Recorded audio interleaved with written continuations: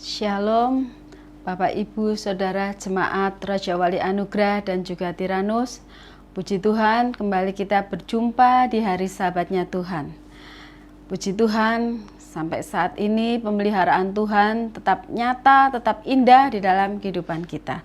Sehingga kita kembali dapat bersekutu keluarga demi keluarga untuk dapat bermesbah, memuji, memuliakan Tuhan di dalam ibadah-ibadah keluarga.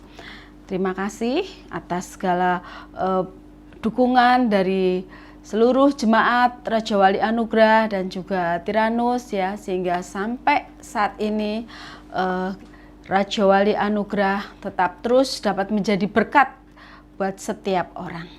Puji Tuhan, Bapak Ibu Saudara yang dikasihi Tuhan, kita tahu bahwa di bulan ini, di akhir bulan ini temanya masih sama, yaitu akar kehidupan.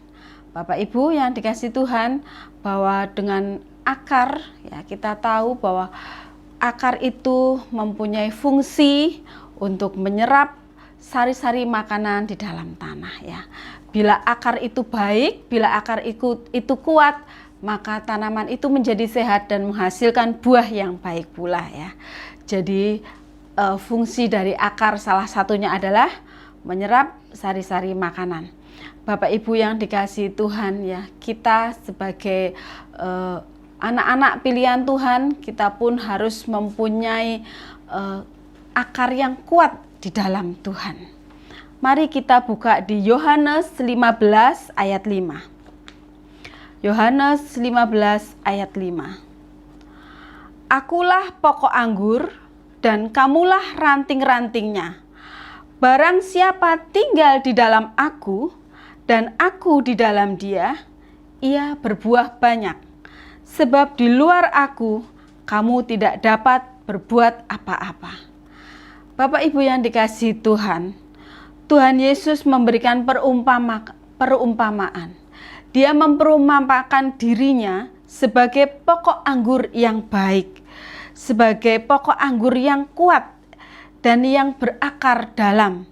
Sehingga bila kita menjadi ranting-rantingnya, maka kita pun menempel kepada pokok yang kuat ini, sehingga menghasilkan buah yang limpah. Seperti yang Tuhan katakan, apabila tinggal di dalam, barang siapa tinggal di dalam aku dan aku di dalam dia, ia berbuah banyak. Apabila kita tetap melekat kepada diri Tuhan Yesus dan kita tetap sebagai ranting-rantingnya yang terus mendapatkan asupan berkat ya dari akar yang kuat, yaitu Tuhan Yesus, maka kita pun sudah bisa dipastikan menghasilkan buah yang baik ya. Menghasilkan buah-buah di dalam kehidupan kita. Tindakan-tindakan kita itu pun dapat dinilai oleh orang lain, dapat dirasakan oleh orang lain sebagai buah yang manis. Itu tandanya ada buah-buah roh yang baik di dalam kehidupan kita. Jadi kalau akarnya itu baik, akarnya itu menyerap sari-sari makanan yang baik, maka dapat dipastikan tumbuhan itu pun baik dan menghasilkan buah-buah yang baik. Apabila kita melekat pada pokok anggur yang baik, yaitu Tuhan Yesus sendiri, dan kita tetap melekat sebagai ranting-rantingnya, kita mendapat makanan dari akar yang baik, maka dalam hidup kita pun akan menghasilkan buah-buah roh yang baik ya. Kita baca di Galatia 5 ayat 22 sampai 23a. Galatia 5 ayat 22 sampai 23a tentang buah-buah roh. Tetapi buah roh ialah kasih, sukacita, damai sejahtera, kesabaran, kemurahan, kebaikan, kesetiaan, kelemah lembutan, dan penguasaan diri. Itulah buah-buah roh yang Tuhan mau. Dan buah itu, ada 9 buah roh itu harus lengkap, tidak boleh berkurang satu. Ya. Jadi buah-buah roh itu adalah sebuah kesatuan, ya, tidak bisa biji per biji seperti itu ya. Jadi di dalam buah-buah roh ya, misalnya kita ada kasih, ada sukacita, ada damai sejahtera. Tetapi kalau tidak ada kebaikan, itu tidak ada artinya. ya.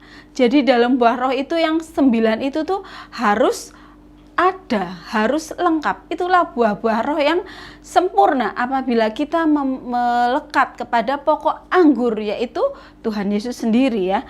Sebab di dalam Tuhan Yesus sendiri dinyatakan mempunyai buah yang banyak, buah yang limpah, yaitu ada 9 buah roh itu.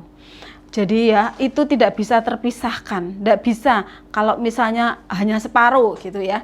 Misalnya ada kasih, sukacita, damai sejahtera, kesabaran, tetapi tidak ada kemurahan alias medit seperti itu ya, maka itu tidak ada artinya. Karena itu harus sebuah kesatuan.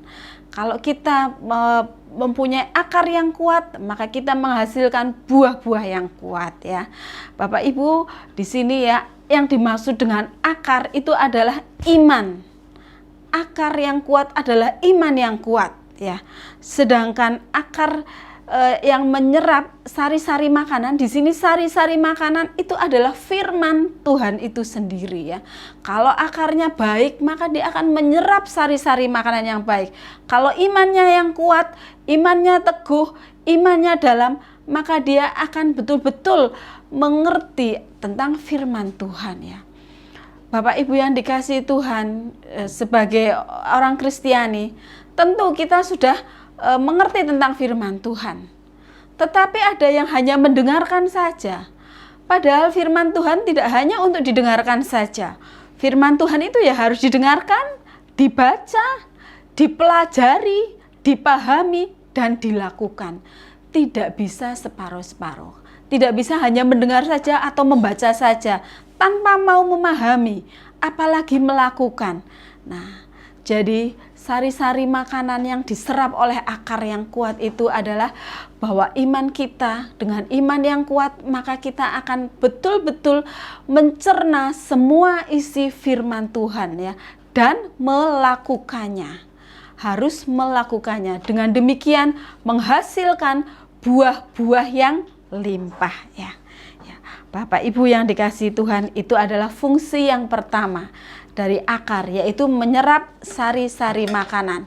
Fungsi yang kedua, yang ada beberapa fungsi. Fungsi yang kedua antara lain yaitu bahwa akar membuat tumbuhan menjadi kokoh. Akar membuat tumbuhan menjadi kokoh.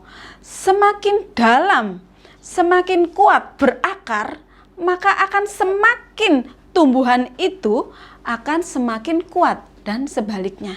Kita tahu dan dapat membedakan akar dari pohon kelapa tentu beda dengan akar dengan rumput ya. Pohon kelapa tidak mungkin bisa dicabut, sedangkan akar rumput begitu mudahnya dicabut ya. Tuhan Yesus pun ya memberikan perumpamaan tentang akar ini. Kita baca di Matius 13.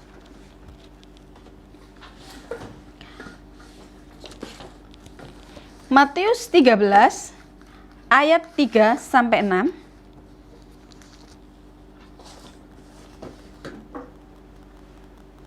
Matius 13 ayat 3 sampai 6. Ya. Dan ia mengucapkan banyak hal dalam perumpamaan kepada mereka. Katanya, adalah seorang penabur keluar untuk menabur. Pada waktu ia menabur, sebagian benih jatuh di pinggir jalan. Lalu datanglah burung dan memakannya sampai habis. Yang sebagian jatuh di tanah yang berbatu-batu, yang tidak banyak tanahnya. Lalu benih itu pun segera tumbuh, karena tanahnya tipis. Tetapi sesudah matahari terbit, layulah ia dan menjadi kering, karena tidak berakar ya. Jadi kalau tidak berakar atau akarnya tidak kuat, maka sebentar saja layu dan menjadi kering ya. Arti dari perumpamaan ini kita baca di Matius 13 ayat 20 dan 21.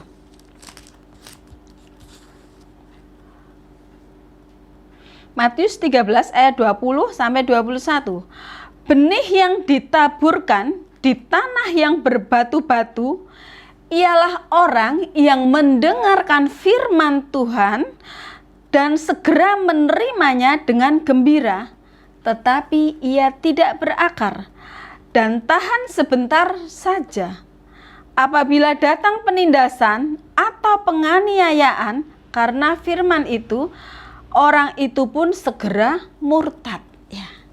Tuhan sendiri sudah memberikan perumpamaan ya tentang akar di dalam perumpamaan tentang menabur ya. Jadi kalau